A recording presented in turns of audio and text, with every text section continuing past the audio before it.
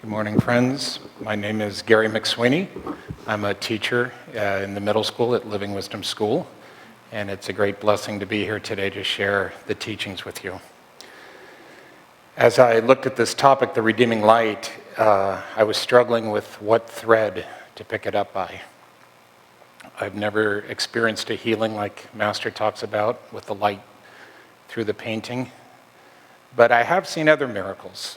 And I've been with Ananda now for over 35 years, and I've seen something so many times it could not possibly be a coincidence.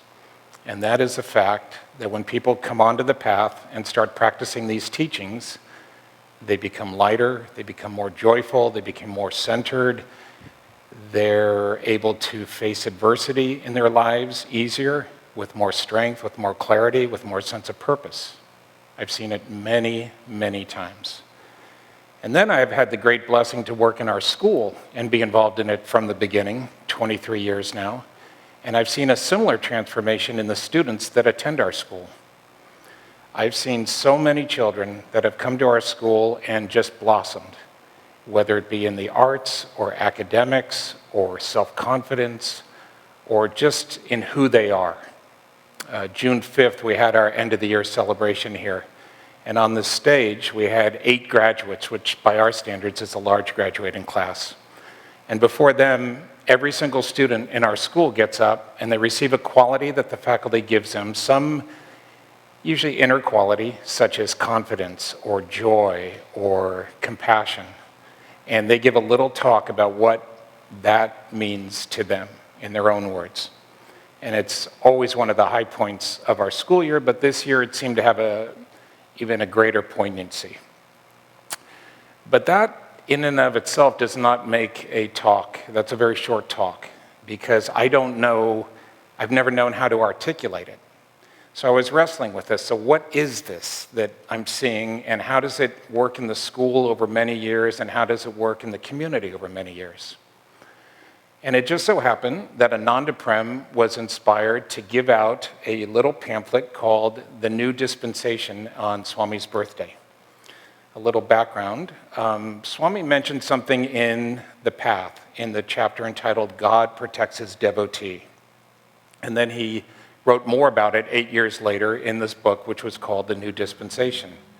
And this is what Swami says, that in his entire life, he never knew one single instance when a disciple of Paramhansa Yogananda failed to receive protection in a time of real need.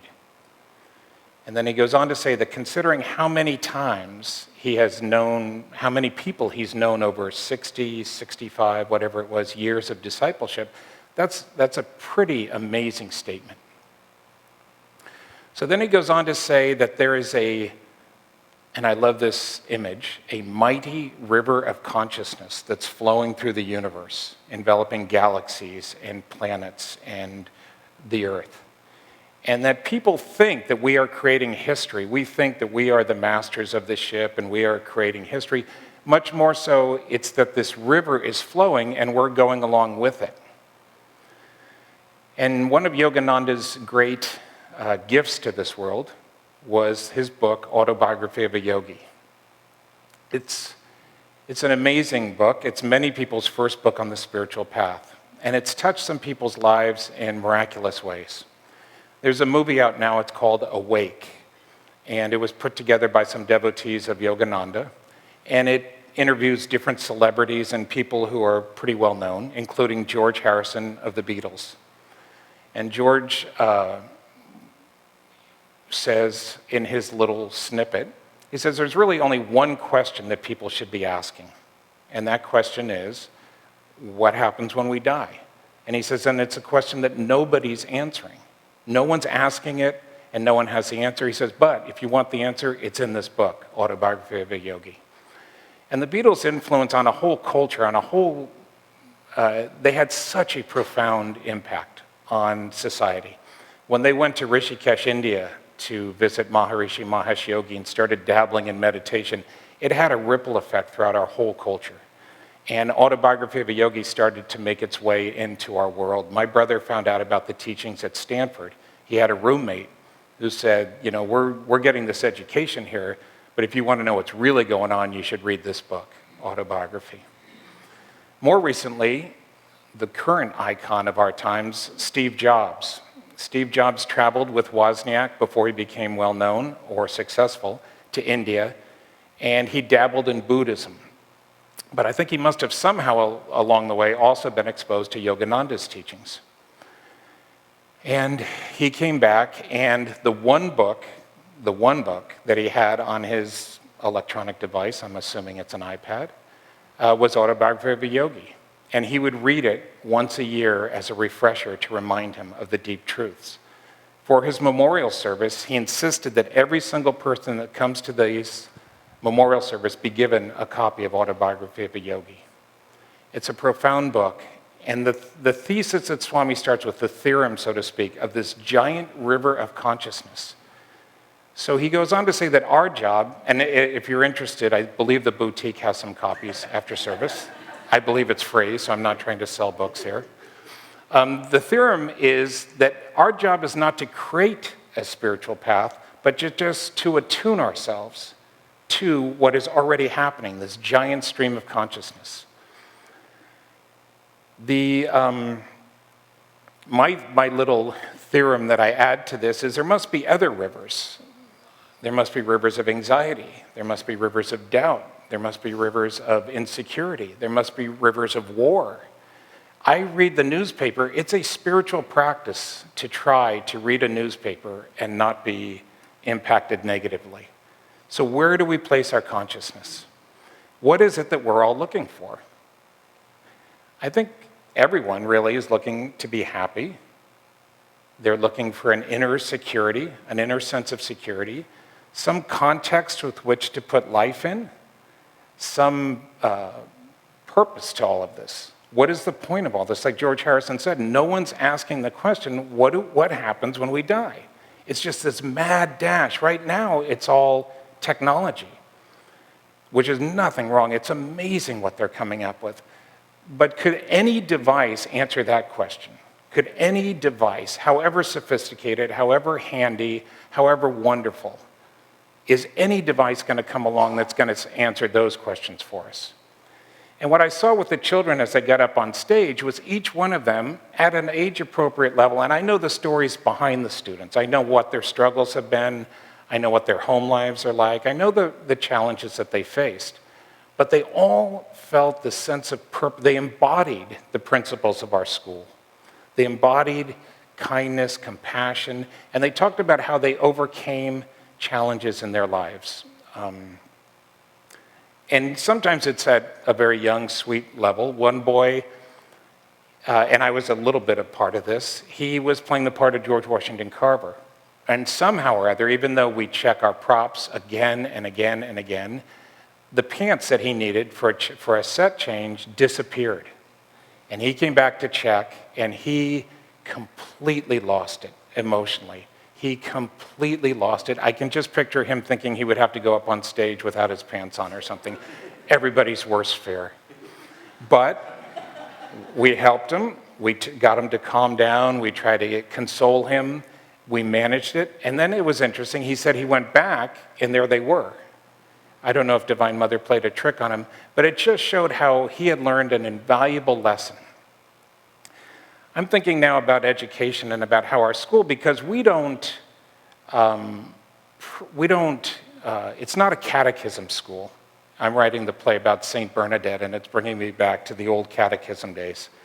This is not a school where we train them in Yogananda's teachings, but what the teachers do is every morning, and we have teachers of different paths, we come together for morning prayer and we just try to bring light into our school, into the children's lives. That is our constant prayer. How can we bring more light into it? How can we help them be more compassionate, more kind? And yes, we do academics too, but that focus point of trying to tune in to this river of consciousness that's already happening. There's a really interesting movie out there. It's called Tomorrowland. It's not doing well at the box office. One reviewer said, it's just too hopeful. The message is too optimistic, and that's not what the people want.